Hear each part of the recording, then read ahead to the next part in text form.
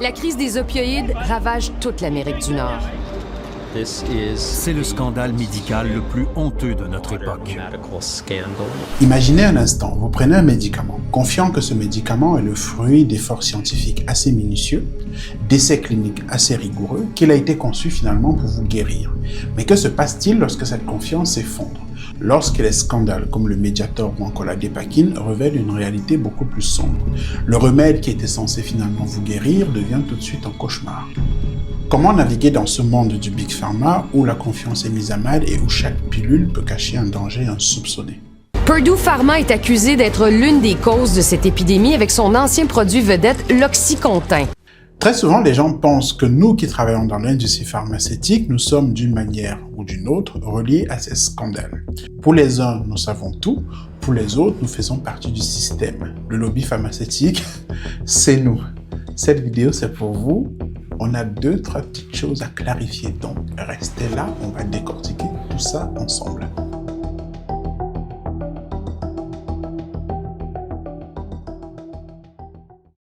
La R&D ou encore recherche et développement, c'est le cœur de l'innovation. C'est à cette étape qu'on découvre des molécules prometteuses, qu'on réalise des essais précliniques sur des animaux, des essais cliniques chez l'homme afin de tester l'efficacité et la sécurité du médicament. Pour vous donner quelques chiffres, on estime environ 3 milliards de dollars la somme investie sur cette période-là, sur une moyenne d'à peu près 15-20 ans de développement. Et il faut savoir que 10% seulement de produits que l'on trouve en R&D arrivent sur le marché, ce qui fait un ratio assez faible.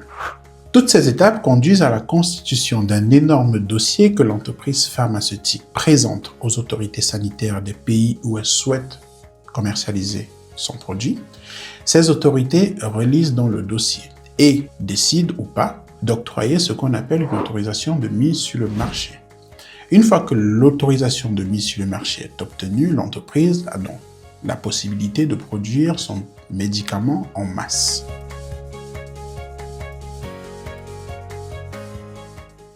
Et c'est là que les usines de production, donc nous, interviennent.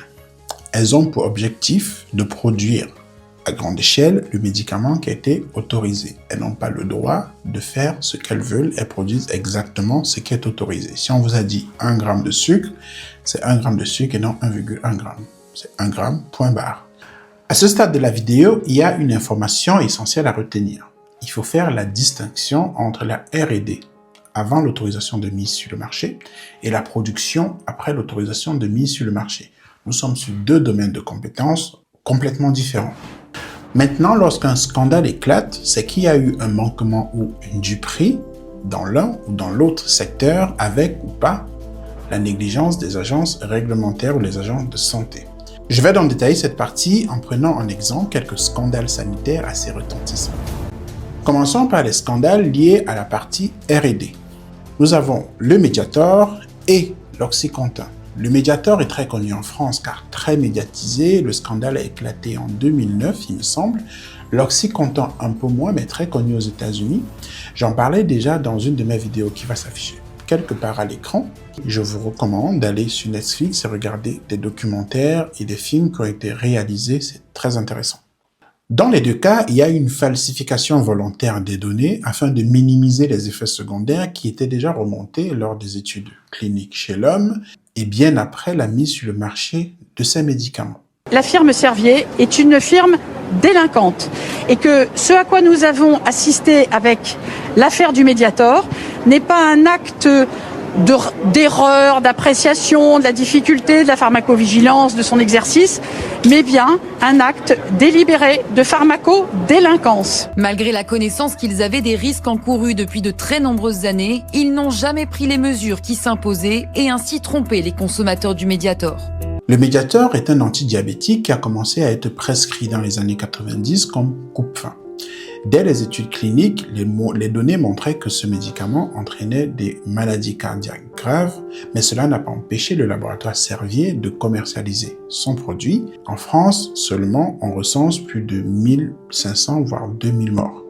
Quant à l'Oxycontin commercialisé par l'entreprise Purdue Pharma, les études ont été manipulées afin de minimiser le risque de dépendance et ce dès les premières doses, accompagnées d'un marketing hyper agressif. Je vous recommande vraiment d'aller regarder les documentaires. Le problème, c'était le marketing autour de cette pilule.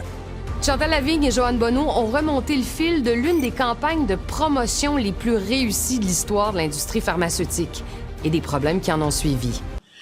On se retrouve aujourd'hui avec une des plus grosses crises des opioïdes que les États-Unis n'aient connue. On estime aujourd'hui à 500 000 morts les overdoses par opioïdes depuis 1999 jusqu'aux années 2020.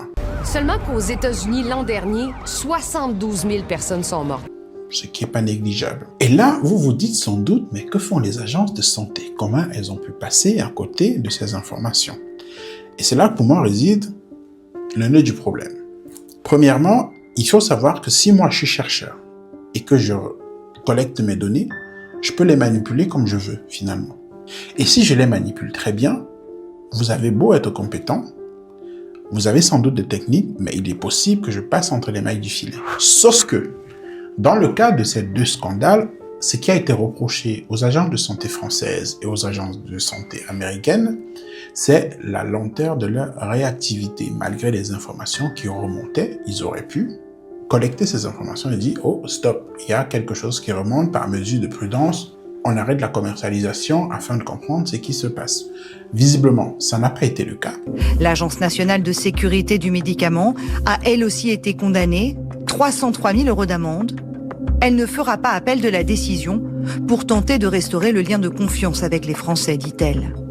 Par ailleurs, un conflit d'intérêts a été révélé dans le cadre du Mediator en France via un des commissaires travaillant pour l'Agence française du médicament, à qui on reprochait des accointances avec le laboratoire Servier, et donc ce commissaire a influencé la décision du maintien du Mediator sur le marché malgré les remontées d'informations.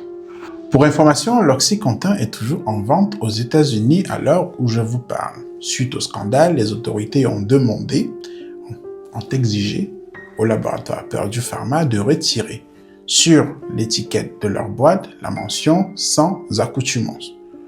Les gars sont quand même culottés, dis donc.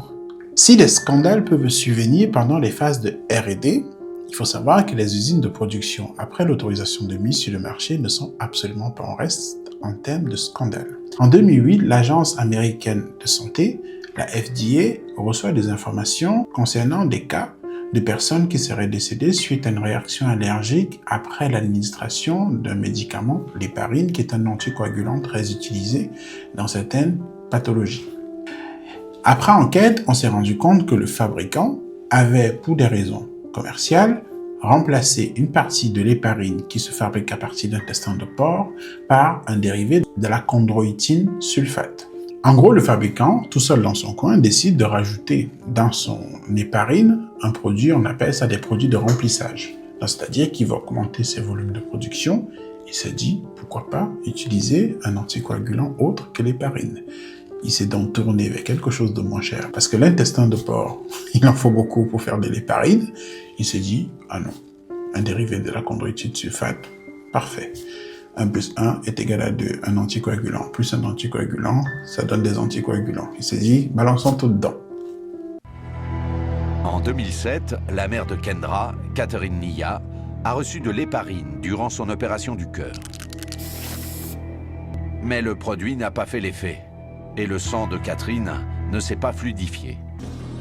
Les médecins ont pu sauver Catherine. Mais ils ont dû réopérer son cœur en urgence pour y parvenir. Le fabricant de l'héparine a soutenu que le décès était dû à une condition médicale sous-jacente. Le fabricant américain de cet anticoagulant a confié la production du principe actif à un sous-traitant basé en Chine. Cette fois, le sous-traitant avait fabriqué un produit contenant autre chose. Des analyses ont démontré que l'anticoagulant était bien contaminé par un produit de synthèse aux effets secondaires toxiques. Vous vous souvenez, je vous ai dit qu'on n'avait pas le droit, en tant qu'usine de production, de faire ce qu'on veut. En l'occurrence, on ne rajoute pas un produit qui n'a jamais été validé par les autorités. Lui, ce fabricant, il a décidé de faire comme il voulait. Maintenant, moi, en tant que maillon de la chaîne de production, je ne peux pas être tenu pour complice des décisions stratégiques, commerciales et marketing de ma direction. Ils font leur truc là-haut, je suis pas au courant. Et je vais peut-être vous surprendre, il y a des informations qui sortent à la télé, on le découvre en même temps que vous. Cependant, mes actions à titre personnel peuvent avoir un impact dramatique sur la vie d'un patient. C'est-à-dire que moi, aujourd'hui, en tant que personne, si je fais mon boulot et que je décide pour des raisons X ou Y de falsifier des données, il faut que je sache qu'au bout de la chaîne, il y a quelqu'un qui va payer les conséquences de ce que je suis en train de faire. Il est quand même important de noter que le système dans lequel nous évoluons en tant que producteurs de médicaments est un système qui est conçu pour limiter un maximum les risques d'erreur et de falsification. Qui dit système dit faille, dont le risque zéro n'existe pas, ça peut arriver, mais le système est conçu comme ça. On respecte des règles strictes et on est audité régulièrement pour s'assurer que tout est en ordre.